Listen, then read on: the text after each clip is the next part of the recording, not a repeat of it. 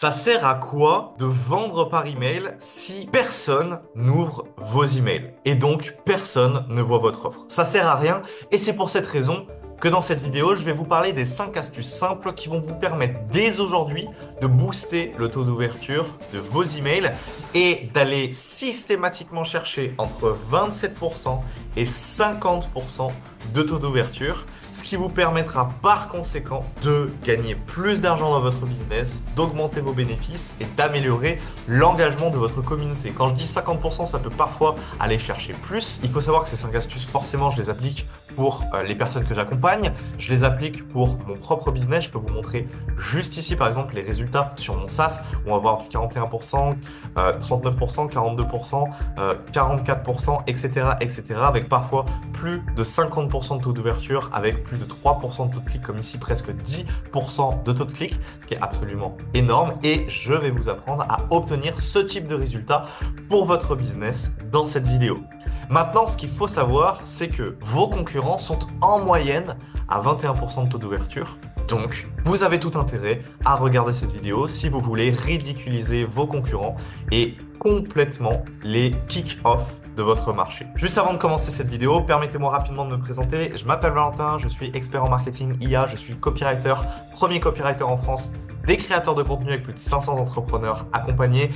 Vous pouvez cliquer sur le premier lien qu'il y a en description si vous souhaitez accéder à mon portfolio, aux collaborations et discuter avec moi directement de votre business pour que je puisse intervenir sur vos ads, sur vos emails, sur vos pages de vente.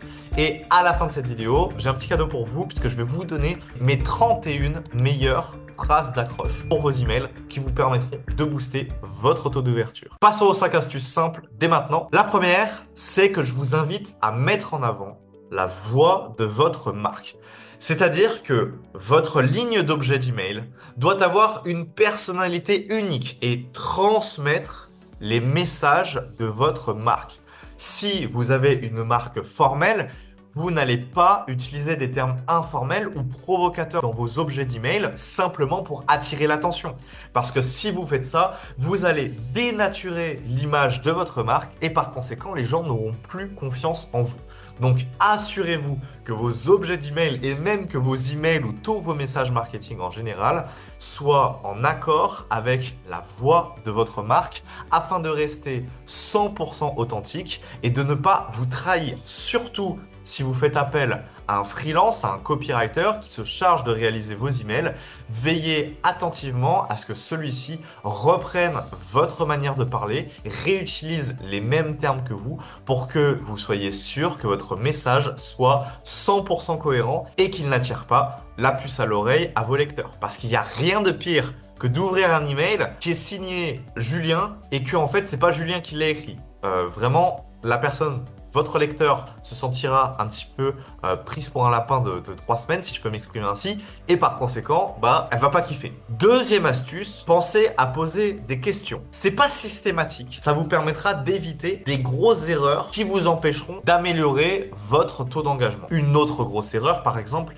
c'est typiquement d'utiliser beaucoup trop le je. Privilégier le tu et le vous afin de ne pas faire l'erreur de raconter votre vie et donc de raconter quelque chose auquel votre client cible se fout, tout simplement. Donc, poser des questions est un excellent moyen de susciter la curiosité de vos lecteurs. Une bonne question, ça attire l'attention, ça invite votre lecteur à ouvrir l'email pour en connaître la réponse. Par exemple, si vous ciblez des gens qui veulent qui veulent augmenter leur taux d'ouverture, arrivez avec une phrase simple et dire vous voulez augmenter votre taux d'ouverture, ça fonctionne très bien. Les questions, ça joue sur un besoin, ça joue sur une douleur, ça peut créer un sentiment d'urgence. Bref, c'est tout bénéfique et c'est une astuce toute simple qui vous permet d'améliorer l'engagement et donc votre taux d'ouverture. Troisième astuce, je vous invite à utiliser des chiffres. Par exemple, mes astuces pour améliorer votre taux d'ouverture, c'est moins bien que si je vous dis 5 astuces pour améliorer votre taux d'ouverture. Quand c'est précis, on se dit que c'est vrai. On a l'impression que c'est clair, que c'est net, que c'est vrai, alors que mes astuces,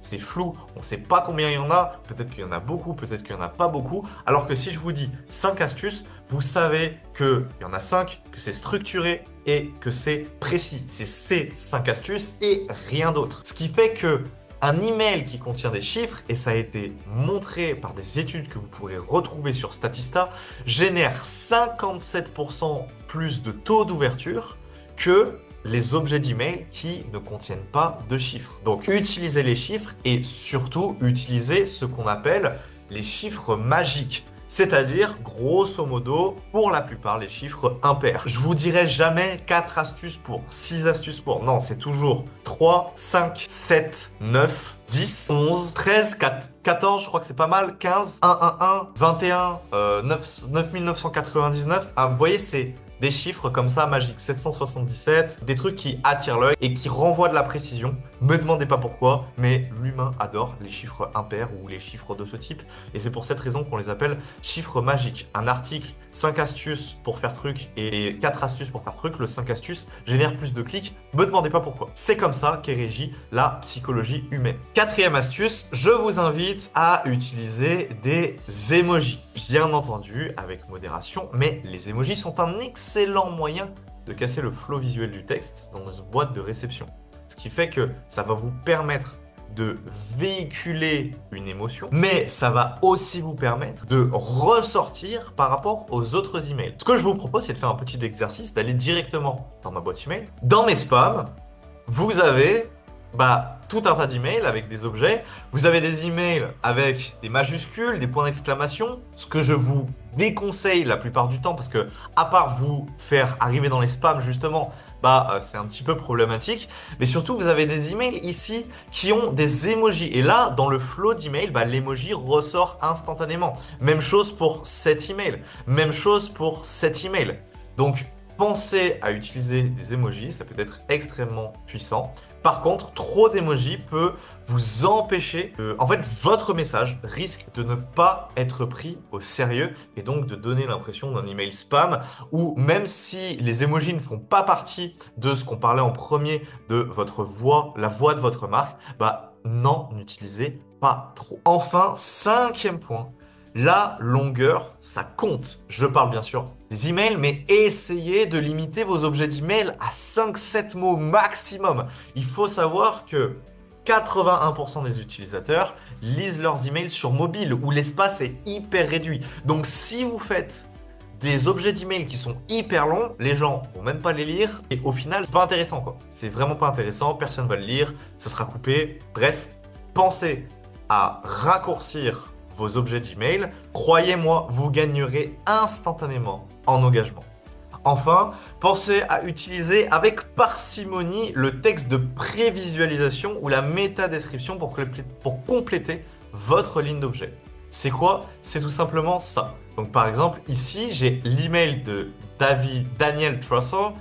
I'm suing an ice cream truck for $5 billion. Et ici, j'ai pas de texte de preview. Mon texte de preview, c'est celui-ci. Pourquoi je dis que j'en ai pas? Et pourquoi je sais qu'ici, il en a pas mis? Parce que par défaut, le texte de preview de l'email, c'est le début de votre email.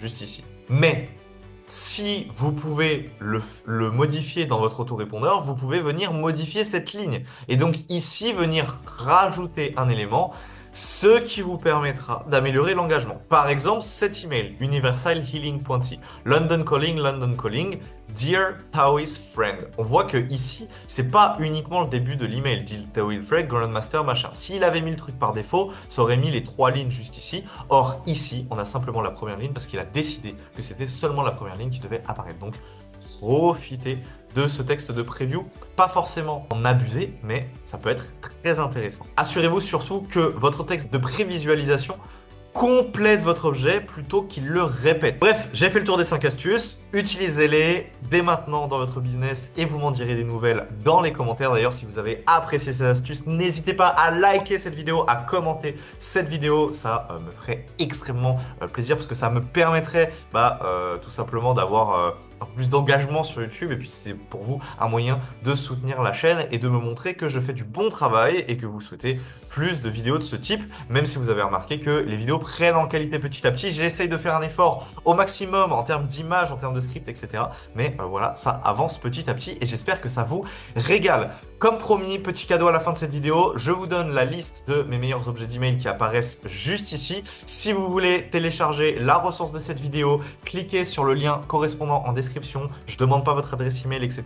Je m'en fiche, vous pouvez cliquer dessus, vous arriverez directement sur le Google Doc et vous pourrez ainsi le télécharger. Voilà, merci à vous pour votre attention. Je vous souhaite une très très bonne journée. Appliquez tout ça, donnez-moi-en des nouvelles et on se dit à très vite. Ciao!